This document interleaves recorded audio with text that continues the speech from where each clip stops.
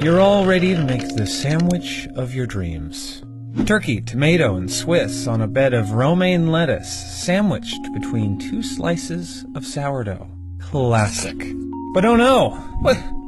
What's this? Mold? But look, good news. The mold's only on part of the bread. So I could just cut that away and it'd be fine, right?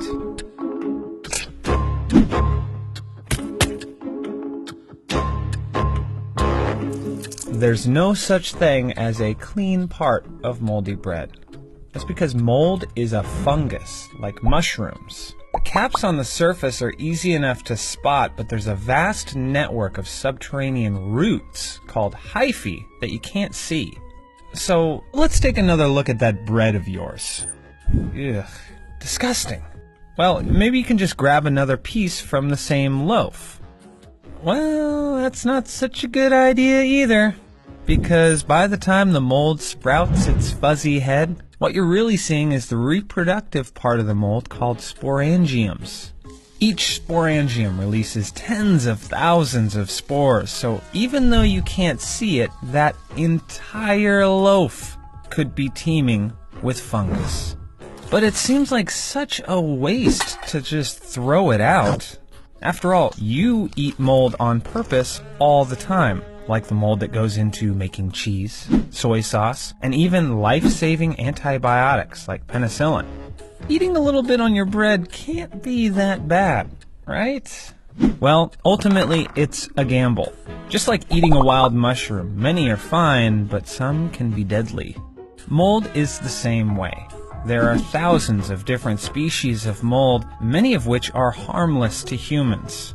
But since so many types can sprout up on food, it's nearly impossible to know if what you're eating is safe.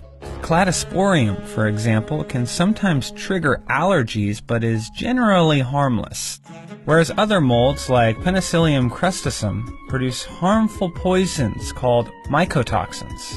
An elderly couple in 2005, for example, was admitted to the hospital after eating a can of soup contaminated with this kind of mold. They had severe muscle tremors, but eventually recovered.